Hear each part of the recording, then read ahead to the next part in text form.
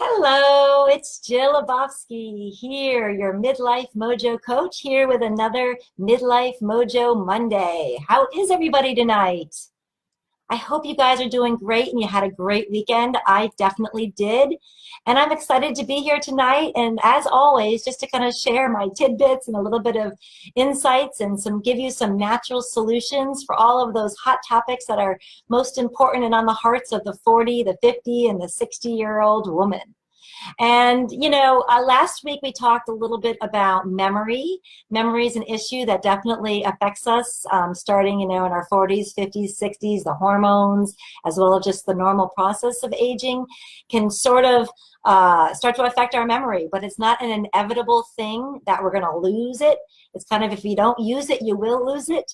So we talked about exercising our brain a little bit, doing things like crossword puzzles, or using essential oils. I talked about sniffing some rosemary or using Young Living's product MindWise. Some natural solutions that you can do to just kind of boost that memory and keep it sharp, because as we go into our midlife years and beyond, we've got a lot of things we want to do and accomplish, and having a sharp memory is definitely an important piece, because gosh knows it's certainly embarrassing when you're fumbling over your words for everything, which I probably will do a few times on this video.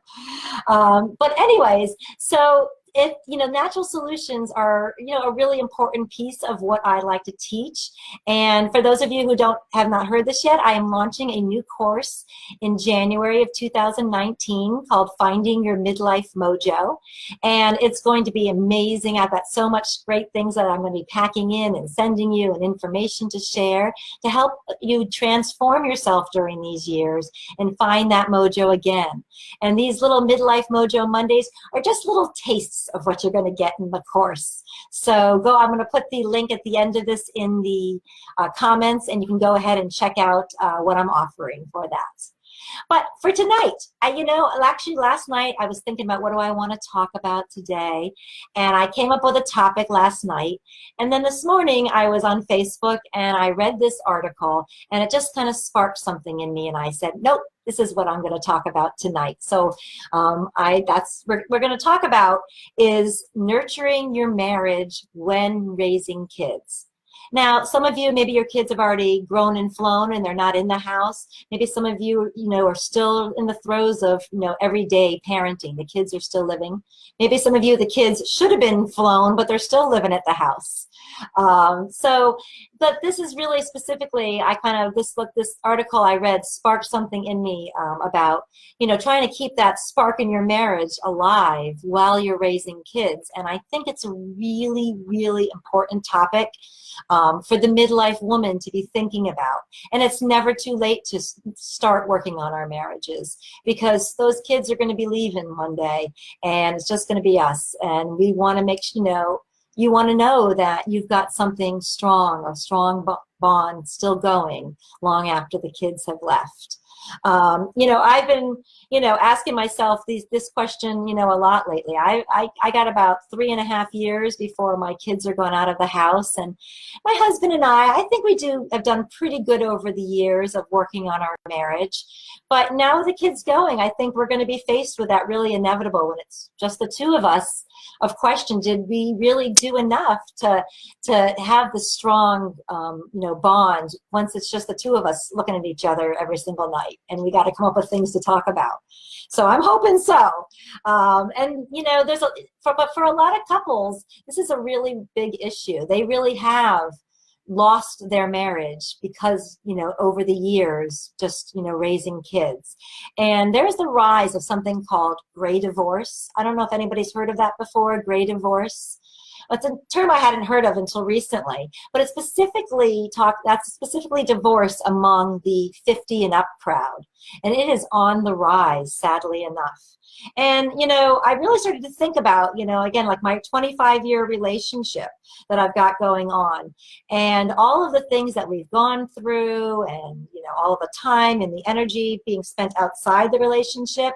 And, all of a sudden, if you haven't been spending time with your spouse or working on this relationship, you just kind of one day looking at each other and saying, who are you? Like, I don't recognize you, and I may not even like you anymore. And for most of us, we married our spouses because they were the love of our life. And we want them still to be the love of our life until death do us part, right? And so I think that focusing on your marriage while raising the kids is an important thing. And there was a little fact I read that it said since 1990, first of all, the 50 and up crowd, the divorce rate is on the rise, while the younger people, the divorce rate is actually declining. So that says one thing. And then among the 50 and up crowd since the 90s, the divorce rate has doubled. And for the 65 and up crowd, it has tripled. That really got me thinking a lot.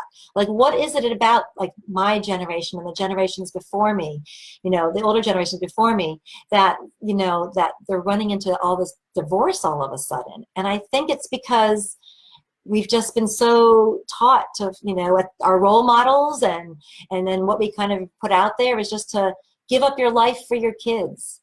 And I've got plenty of friends who have done that. And then all of a sudden one day the kids are gone, and what do you got? So I'm just I'm getting off of my little script here I wrote here. I wrote some things out, but this topic just really got me going, you know. So my question is, you know, is anybody else trying to kind of figure this out? Is anybody else, you know, even if your kids have already left the house, you know, maybe it's been recent, maybe it's been years, but you know, you just kind of feel like you and your husband are going through the motions, but that spark isn't there anymore. Is this, you know, I hope that there's not a lot of you who answer, but unfortunately, having done my research and talking to a lot of my friends, I know this is a fact for many, many people. And I am definitely, you know, no marriage expert by any stretch. I've been married for 20 years and we're still happy, so I feel like we've done some good things, you know, but after reading this article and hearing what this man had to say, I was like, I could have written this article myself. Him and I definitely had the same philosophy on raising our kids during our marriage. And I was reading that this article was actually pretty controversial when it came out. The title was, "Why My Wife Matters More to Me Than My Children." And it was written by a man who's been married to his wife for 17 years and has 8 adopted children. When you hear that title, did that of course, it sparked my interest, and I don't know, just give me your opinion about that. Just curious, did that, you know, do you like that? Did that spark a little reaction in you? But, you know, like I said, I've watched a lot of my friends kind of put their marriage on the back burner. Their whole life has been, you know, about their kids, and that's wonderful. And I have to admit that sometimes I felt kind of guilty and like a bad mom, that I didn't want to be around my kids 24/7, and that I just wanted some alone time with my husband, and that we took the alone time often, vacations by ourselves, dates by ourselves. I was very fortunate to have a lot of family around to have to send my kids to, and I know circumstances that isn't for everybody, but regardless, even if you can't send the kids away, you can still, or you can't get away from the kids, you can still carve out time for each other separate from them, and I think that's really important. Okay, I think, you know, for a lot of people, when they're raising their kids, you know, they just kind of think, oh, there'll be time for us later. There'll be time for us later. But later never really comes, you know. Later, you know, all of a sudden, okay, now your kid's out of the house, and then, God forbid, you know, an illness strikes or a death strikes, or somebody decides one day just to say, I'm up and leaving. Things like that happen, right? You know, or just like I said, or you just wake up one day and realize you just can't stand the sight or the smell of each other anymore, right? That can all change in a moment. So that whole, oh, we'll have time for each other after the kids have left the house may never come. So why wait 20 years? Why not enjoy your marriage and your kids simultaneously? So this article gave 4 important reasons why it's important to have a strong and healthy marriage when kids are involved, which I want to discuss. And then, of course, I'm the solution girl, so I'm not going to end this without giving you some practical tips that you can implement right away, because otherwise this is just a bunch of talk, and talk without action is just pointless, right? So his number 1 reason for working on your marriage and keeping it strong and healthy and intimate is a healthy marriage is the cornerstone of the home. The kids are not the cornerstone, okay? They're a huge part, but they are definitely not the ones that are doing the whole juggling act and keeping things afloat, right? They're not the ones that are keeping this family train moving and keeping it from crashing and burning. That's on you and your spouse, and working on that together, and for your kids to follow your example. Do you agree with that? Just let me know. I love healthy discussion. So even if you don't, please let me know. I know everybody's got different opinions about this, and I definitely do love a little healthy discussion. So number 2 reasons was, before the kids, there was just you and him, or you and her, whatever it was. There was just the 2 of you, right? That's one of my favorite reasons. You had this whole life together long before the kids. I loved my life before my kids. My husband and I, we met in the stairwell the very first day of college. He came stumbling up drunk, and I was smoking a cigarette. My, how times have changed. And as it turned out, we lived across the hall from each other and became immediate friends for the next 5 years, and then dated for the next 5 years, and then the rest is history. Been married for 20. We traveled all around the country together. I don't know, we had sex wherever we wanted, whenever we wanted. You know, we just loved hanging out together and being with each other. We just, like I said, we had this whole life before kids. And, you know, it's funny because we're starting to kind of reveal some of the stories, and the kids are always shocked that their parents had this whole life and did all these cool things before them.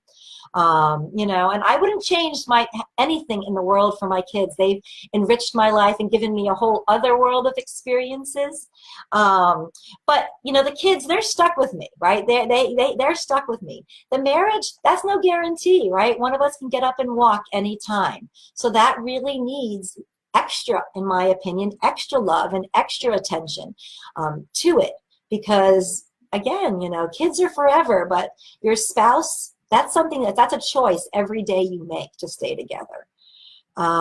So I'm just curious, does anybody want to share anything cool that they did with their spouse before the kids?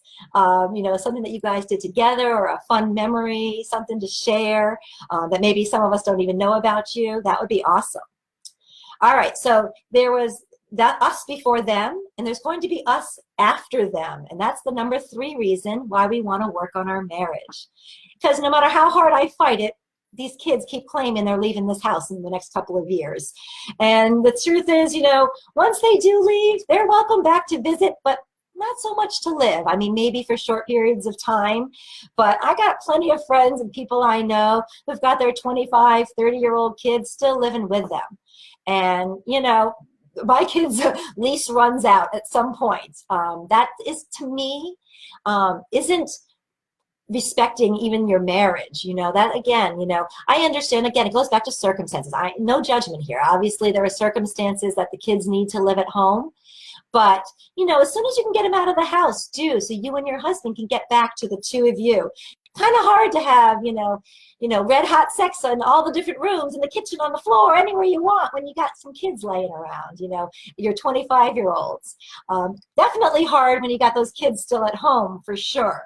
And so, you know, but you've got to, even when the kids are at home, you still can work on all of those things. And it's really important to do that, you know, and that intimacy, you know, that's an easy one to let slide during child rearing. It's an easy one to let slide. Just one day rolls into the next day and you don't feel like it, you're too tired, whatever.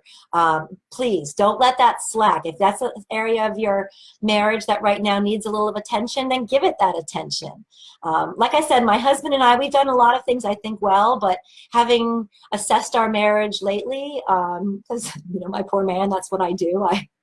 I think about things a lot, and then I make him do things and take action, but it's good for us both. But there are definitely some things we need to work on. Luckily, intimacy isn't one of them. We got that one pretty well down, and I'm on a mission to make sure everybody's got that one down. But there are some areas I'll tell you about in a bit we need to work on. Okay. So let me see. So let me know if you've got kids at home or are still living at home, or even if, you know, how often do you and your hubby get some alone time together? Do you make the time at home? Do you take the time and go out on dates? You know, what do you do? How often do you get to, you know, just be just one-on-one, just the 2 of you? Do you think you could squeak out a little bit more time and find a little more time for each other? I know I definitely could. So if I'm being 100% honest with myself. So number 4, and this to me, honestly, this is what I have always said, and I think this is the most important reason for working on your marriage when you are raising kids, and that is to set a future example. Kids watch everything we do. They really do. They watch us, they emulate us, they spit it right back in our face, things that we've said, right? So why not show them an example of a loving, happy, committed marriage? Seeing, to me, I want them to see a couple that likes each other, that loves each other, that has fun with each other, that's affectionate with each other, that supports one another, respectful of each other. That's what I want my kids to see. And if we're just going through the motions of life, that doesn't happen so much. In the article, the man wrote, when children see that their parents love each other, they are sure that their parents love them. And I honestly believe that with all of my heart. So spending 24/7 doting on your children and every single whim they have, doesn't necessarily give them the idea of what, a good, strong marriage is, or even gives them an idea of the confidence in themselves. I think that they need to see the love between the parents and see the parents leaving them, going out and having their own special time, so that when the kids go and have their marriages, I hope they do the same. And I'll be the babysitter if they need one. Anyways, so let's see what else. So those are 4 good reasons why we should nurture our marriage. Marriage is, marriage is the cornerstone of the family. There was us before them. There will be us after them. And then setting a good example. So how can we actually do this? Like, what are some things we can do right now? The kids are still around. So I came up with a list of about 8 things that, that I thought off the top of my head of things that, we could do to really strengthen your marriage. And some of these are actually things that we do in my own marriage.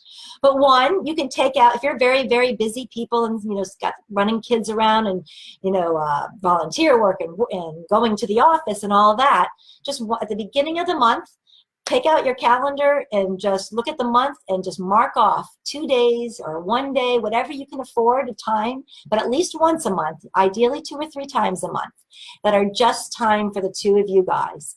And that is non-negotiable. That isn't, if something else better comes along, we change that. That's just as important as if you were meeting the president and you would never cancel that. Well, anyways, you know what I mean. So, things like that. So, and also when you go out on this date, have a no children talk rule. And that is pretty hard to like sit there across from your spouse and not talk about your kids for an hour and a half or 2, but try it. It really kind of forces you to think of some questions to ask each other. But in doing that, you may find out, some things that they've been holding back on, or maybe some, ideas that they have for the future. It gives you that chance to really just kind of spend that time dreaming about that future that you used to dream about years, before you got married, and now kind of dream about it because it's getting a lot closer, right? The kids are about to leave, and you can start putting some of those dreams into action. So no kid talk on our date. You can find a fun activity you both enjoy doing and do it together at least once a month. So this is something different than the date night. This is something like just finding an activity that maybe you guys like to do, or I guess it could be part of a date night. Like maybe it's playing golf together or listening to jazz together. But it's good practice for when the kids are gone, because you're going to have a lot more alone time. And well, this is one I sprung on my husband actually recently. I just told him, we used to have a lot more fun, It's strange because now he's working from home and we're around each other so much more. And I think you tend to take that for granted a lot more.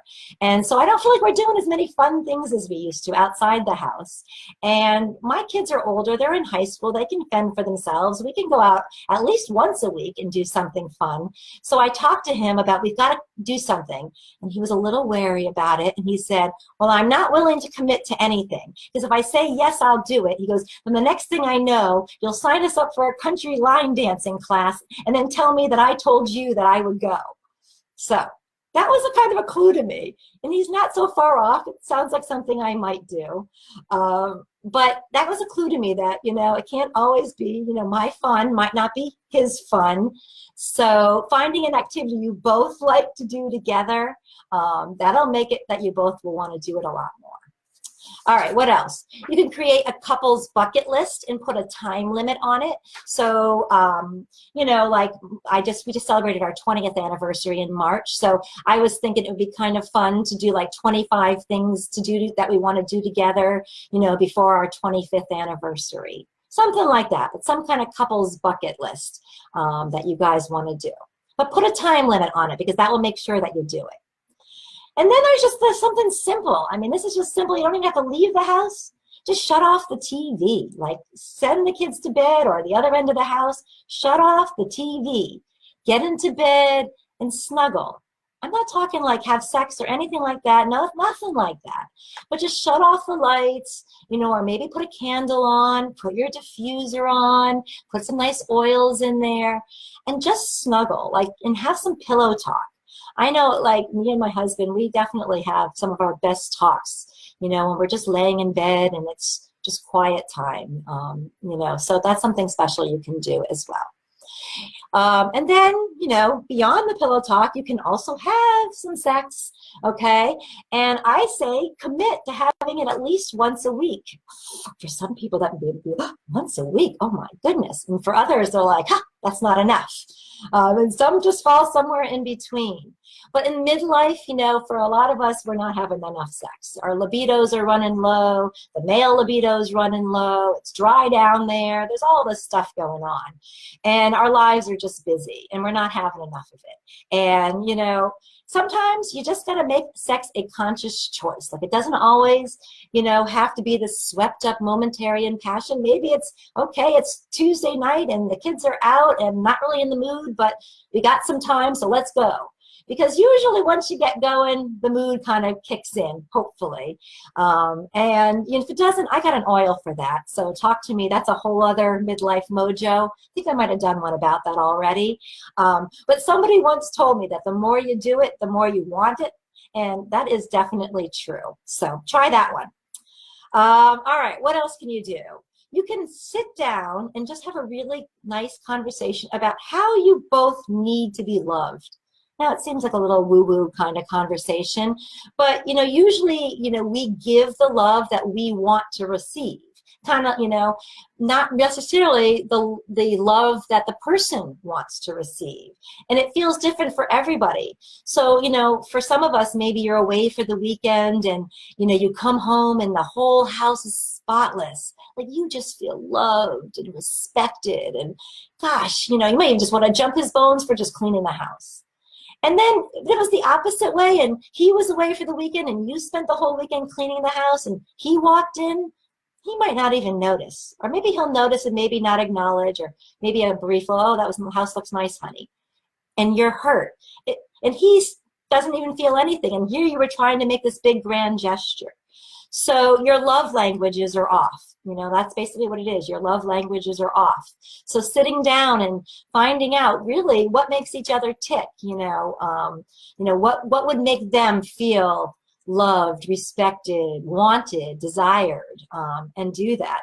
Maybe all it is, like I know for my man, honestly, he'd be just happy if I would just sit down, and watch a movie with him for 2 hours. Not a big TV person. There's a million other things I could be doing than watching, I don't know, some movie that, from the 1980s that I saw, 30 years ago. But I started realizing, like when he's asking me to watch that with him, he too probably isn't necessarily asking me to watch the movie for the movie. It's just to kind of take some time together and be in each other's presence. So again, listening for what each other needs is important. And sometimes it's just an I love you, for no reason at all, just an I love you, all right? And you can even write love notes to each other, and leave them for each other to find unexpectedly. Maybe if you pack each other a lunch, you do it. Or maybe if they leave before you in the morning, tape something to the mirror, or if they're going on a trip or whatever it is. But, you can even do, throughout the day, maybe some dirty text during the day. That kind of, spices things up a little bit, especially if the kids aren't going to be home that night. Then, maybe throughout the day, sending each other some little bit of messages, or even being more physical with each other during the day. It doesn't have to be a full-on romantic thing. It can be a little, excuse my language, but a little ass grab as, each other's walking by, or, a kiss on the cheek, or a tousle of the hair. Again, just an out of the nowhere, out of the blue, I love you. Just ways to remind each other that you still desire each other. You're still hot for each other. You still love each other amidst all of the craziness of raising a family. So those are my ideas I came up with off the top of my head. If you have any other ideas or ways to sneak in, staying connected with your significant other amidst the busy life of parenting, I am all ears, always looking for some new suggestions. But that's all I have for today, and I hope that you enjoyed today's talk. And if you're watching this on the replay, please comment. I definitely go back and I look at everything, and I will respond to any questions or comments that you have. And if you would really like to dive into getting reconnected with your significant other, then I really highly recommend you checking out that Finding Your Midlife Mojo course that I have starting in January of 2019. I'm going to put it in the comments in just a moment, the link, because that's going to be one of the issues we're really going to focus on. Whether it's finding that significant love of your life, or taking the love that you have and making it stronger, reigniting it. So that's just one of the things we're going to focus on. And if that doesn't seem like it's something for you, or maybe it is for you, but you think, you had a friend maybe who might benefit from it, it'd be a really fun thing to do together as well. So that is it. If you're enjoying these Midlife Mojo Mondays, please like, comment, share, invite your friends. As I've said, I'm on this mission to spread, the word to the 40, 50, 60-year-old woman that we don't have to curl up in a ball and die just because we're hitting our middle-aged years. Instead, we're going to thrive and use natural solutions to do it. So have a great night, everybody, and I will see you next Monday, same place, same time, as I always say, 7:30-ish. That's Jill time for you. Have a great night, and I'll speak to you next time.